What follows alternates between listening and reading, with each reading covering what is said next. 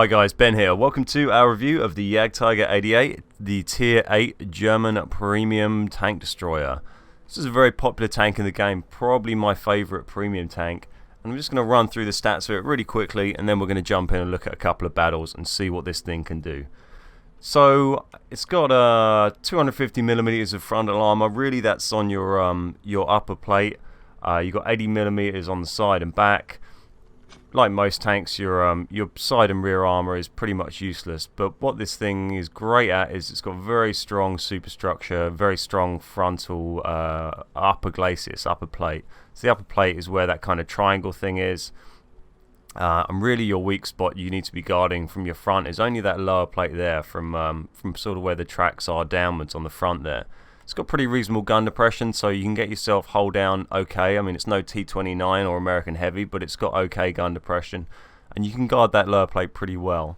That little machine gun port on the front there, that little round bulbous thing, that's another little weak spot if they manage to hit that, but it's pretty hard to hit unless they got a very accurate gun. Other than that, your the top, the upper plate and the gun mount are going to bounce shots very easily, unless you're maybe up against Tier 9 tank destroyers, something like that. Your side armor, like I said, with most tanks, it's pretty much useless. It's very flat as well. It's about 80mm, so pretty much anything's going to go through that. And at your back, it's pretty terrible. But if you're showing anyone the back of your tank, then you're probably going to get killed whatever you're driving. So let's have a little look at the gun on the Jagdtiger 88. It's got the 8.8cm Pak 43 L71. It's got an 11.11 rate of fire base, which you can push up a little bit more depending on what equipment you're running and your crew. It's got 203mm of standard penetration, 240mm of damage. It's a very good pen for its tier, and especially considering that rate of fire. Aiming time 2 seconds, pretty good, and accuracy 0.31. It's a very accurate gun. Once we get into gameplay and you have a look at it, you'll really see the damage this thing can do. Speed wise, it's a pretty slow tank. It's got very slow traverse, slow top speed. It's pretty slow around the battlefield. Let's just have a look at the equipment I'm running on this. So I've gone for the binoculars, gun rammer and the vents. Binocs I tend to run on most TDs I have. You can sometimes drop those if you're platooning a lot and you know you're going to have teammates who can spot for you, but generally I like to have them because most of the time I'm not platooning and you can't always rely on someone being there to spot for you. Gun rammer just increases that ridiculous reload time to make it even better. Arguably not necessary, but I like to just make it as high DPM as possible. Similar situation for the vents, that increases that and all your other crew skills. So that's the setup I run equipment wise. Let's have a little look at supplies. I'm running pretty much just standard armor piercing ammo. There's a little bit of premium ammo on there, a bit of APCR. It's not really necessary, but once in a while if you're getting a scrape, I might chuck it on, but it's very rare that I'll ever use that. Same for high explosives, very rare that I'll bother using it, but it's got such a high ammo capacity on this tank, I might as well leave a little bit on there just in case. Small repair kit, small first aid kit, auto fire extinguisher, paid for with silver. It's pretty much essential really. You need the auto fire extinguisher, you'll get set on fire very easily if people are hitting that lower plate. So auto really you need. With the money you make from this tank, you'll cover the expense of that no problem, so don't worry about that. One of the things this tank also benefits from is preferential matchmaking, as quite a few of the tier 8 premiums do, and some of the lower tier premiums as well. And what preferential matchmaking means is that unlike most tier 8 tanks that could see up to tier 10, this tank only plays up to tier 9, as you can see it says above the tank. So that gives you a pretty solid advantage. I mean, I don't mind being in tier 9 battle with this tank, and it saves you that annoyance of getting in and being bottom tier by 2 tiers. You'll never see that. Keep in mind, if you platoon up with a regular tier 8 with this tank, then it will use the matchmaking from that tier 8, so you will potentially get dragged into tier 10 battles. So like most of the tier 8 premiums, this isn't a cheap tank. I think at the moment it'll set you back about 10,000 gold. Sometimes it's going to come up on offer, so if you're patient and wait around for a special, you might get it for a little bit less than that, or at least for that much, and with a bit of premium time as well. 10,000 gold, you're going to have to buy the 12,000 gold pack, so that's going to cost you about 35 quid or about 50 US dollars, something like that. So pretty expensive, but if you've got the money, it's a great tank, it's a great silver earner. So let's jump into a battle and we'll show you what it can do. So here we are on Arctic region in counter battle. Just moving along from the east spawn along the A line. up to this little hill here. It's quite a nice spot to fight from, and a good one to get reasonably hold down from and shoot down from on the top. So you see the speed's not too bad on flat ground. It's a little bit slow as it starts to go up this hill, but it's not as bad as something like an AT series tank destroyer or a T95, something like that. But it's by no means fast, and its traverse is pretty slow. If you need to turn on the spot, that takes you a while. You want to get off-road driving trained up on your crew as quickly as possible. And here we go. You can see that really quick aim time of the gun there. And the reload. I think I've got 4.46 second reload on this with my equipment and crew setup. And a bit unlucky not to damage him there. And again there. So this battle's a little bit slow getting started, but it really starts to kick off later on. So that's why I'm showing it to you. It's also, there's a lot of shuffling around trying to dodge artillery. This thing's a big tank and a slow tank. And against 3 artillery, I'm not normally optimistic of having a good game, but this one goes pretty well. And you'll notice when I'm fighting from up on this hill, I'm generally trying to expose as little as my tank as possible, and how I'm judging that is by only moving the enemy slightly into my view. So you see here, I'm not moving any further forward than I have to. Move forward, open up just enough to get a shot away.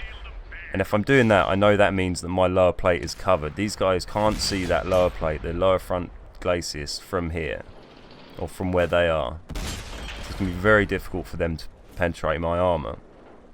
So really, while I'm up here, the only concern I have is artillery.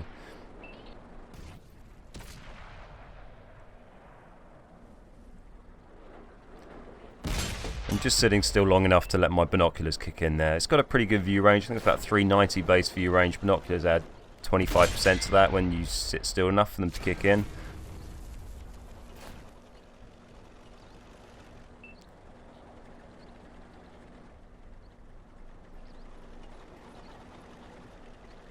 And now I'm just patiently waiting. I'm in a pretty nice hold down position. Just going to wait for these guys to try and push around that corner and then DPM them. And there they all are. Bit unlucky not to penetrate that. And again, I thought that would make it through to someone. But it's a little bit of a bush in the way. It's a little bit tricky to see where those shots are going. And a poor shot there. I should have led that one more. And get the right idea and do it then. So this is where the round starts to pick up a little bit. It's been a pretty poor round so far. Only 3 damaging shots. We're 5 minutes in. And they've got a lot of tanks down there. But I've not taken any damage. Not taken any module damage. The artillery don't seem to have had a go at me. Here we go. They think they're keen enough to try and push across to this hill here. But thanks to that DPM, I'm able to get 2 shots into the side of anyone who cares to drive across here.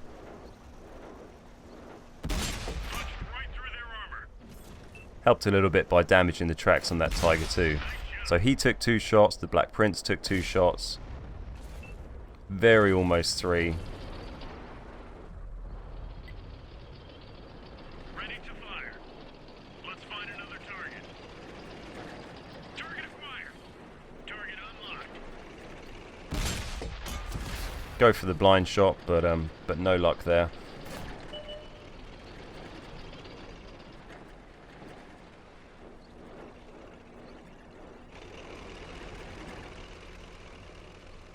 And again, just being patient and waiting for them to come to me, waiting for those binoculars to kick in, and for them to try and push across this open area. T69 tries it, eats a shot. It's a little bit quicker than the other guys and able to get into cover. Tiger 2 Nate takes another hit, sorry, Tiger 1 takes a hit, and finish him off there.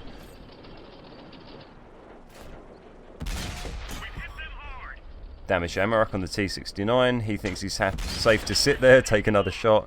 He's very definitely not.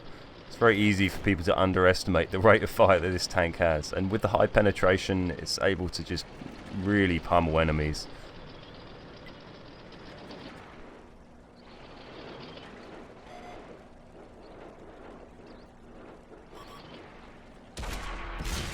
And again, you can see I'm always trying to keep as much of my tank hidden as possible. It's a mistake a lot of people seem to make, is just pushing out too far. You only need to see enough of the enemy tank to get that shot away. Any more than you're giving away too much of your tank.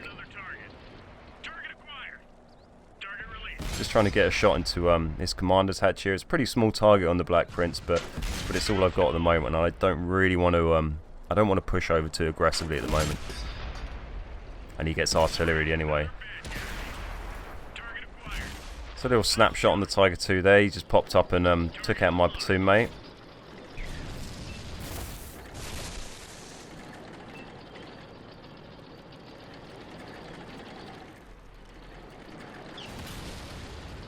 And the GW Panther taking him out as well.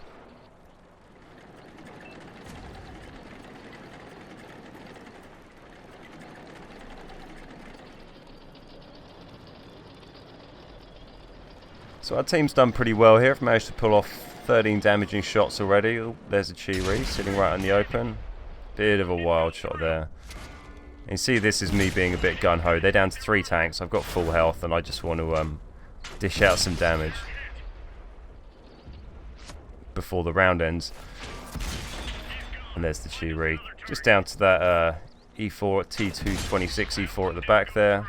I'm just trying to snipe at him a little bit before he probably gets smashed by those 3 artillery. Can't quite find the shot. There we go. Put one into his turret. That one drops a bit short and bounces.